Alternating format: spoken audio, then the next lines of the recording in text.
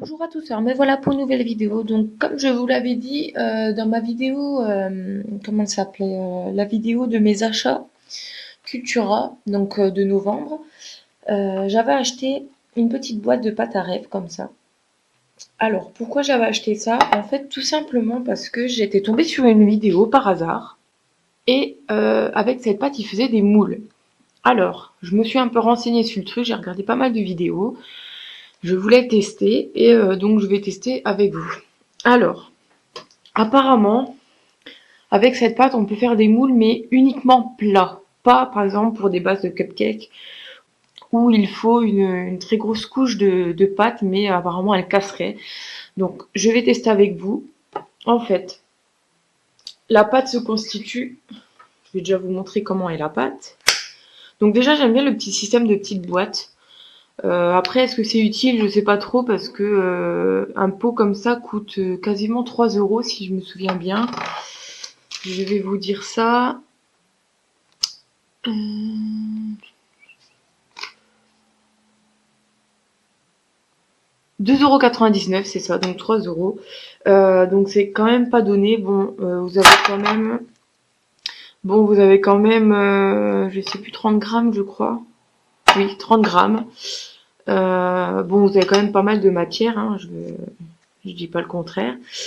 La texture est assez agréable et très particulière, vous voyez. C'est euh, c'est sympa, moi ça ne me dérange pas. La matière est pour moi très agréable à manipuler. Ça fait même pas comme la peinture air qui sèche à l'air par exemple. Ça fait pas du tout pareil. Disons que ça fait un peu comme la peinture à l'air mais en flexible, en étirable quoi. Donc voilà, vous pouvez faire pas mal de petites choses. Donc voilà. Alors à la base c'est pour faire des petites figurines comme ça. C'est pas pour faire des moules contrairement à ce que les gens pensent.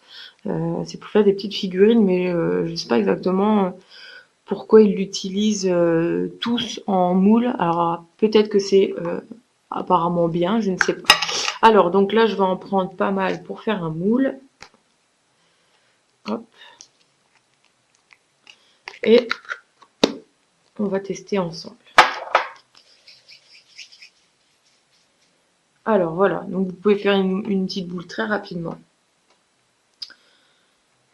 Et on va tester de mouler un petit Oreo. Alors donc nous voilà, là ça fait à peu près combien je dirais bien 2-3 jours que je l'ai laissé sécher. Voilà, donc vous pouvez voir que c'est moelleux.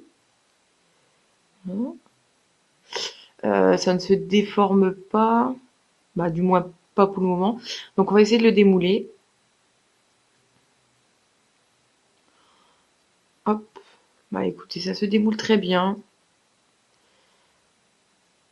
Voilà, c'est parfait. Donc je vais vous montrer les détails.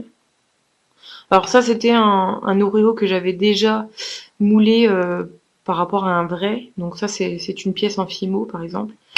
Mais je l'utilise pour faire des tests. Alors, c'est assez flexible apparemment. Voilà, dans l'autre sens. Alors ça c'est un moule à mon avis qui ne doit pas durer longtemps. Ah, voilà.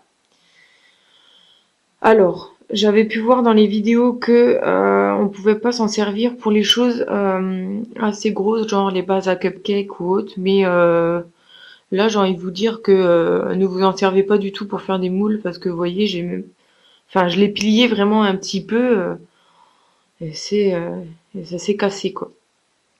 Donc voilà, ouais, je vous conseille pas du tout. Ouais, franchement non, vous pouvez voir que ça se défait assez facilement.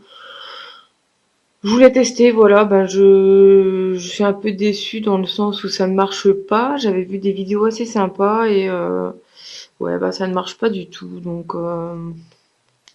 franchement, ouais, je ne vous conseille pas de faire des moules avec ça. Donc voilà. Ce que je pense de la pâte à rêve, c'est que ne l'utilisez pas pour Pour faire des moules, ça ne sert à rien, vous gâcherez de l'argent pour rien. Donc vous voyez là, j'ai gaspillé 3 € pour ça. Bon, je vais m'en servir, je veux dire, pour autre chose, mais j'ai gaspillé 3 € et pour rien, quoi. Du coup, j'aurais bien voulu que ça marche, ça aurait été top, mais tant pis, bon, c'est pas très très grave non plus, mais voilà, au moins, si ça peut éviter aux gens d'acheter inutilement cette pâte pour justement faire ces moules, c'est pas la peine. Donc voilà, pour le petit test de la pâte à rêve, donc je n'approuve pas du tout pour les moules. Après le reste, je ne sais pas. Donc à vous de me dire si par exemple pour des petites créations ou autres ça passe. Je pense qu'il n'y aurait pas de souci. Peut-être essayer en forme de chantilly, par exemple, de la mettre un peu comme ça et puis de la mettre dans une douille en fait, en le poussant avec un ustensile ou autre et en essayant de faire de la chantilly. Peut-être que ça serait bien, mais je pense que ça sera comme la foie, dans le sens où si vous plantez des choses dedans, ça ne doit pas adhérer, parce que ça a vraiment une texture comme la foie, je trouve. Donc voilà, à tester, je sais pas. Peut-être que je referai une revue pour savoir comment utiliser votre, euh, votre reste de pâte à rêve ou des choses comme ça. Donc voilà, j'espère que la petite vidéo vous a plu. N'hésitez pas à vous abonner, à liker la vidéo et je vous dis à très bientôt.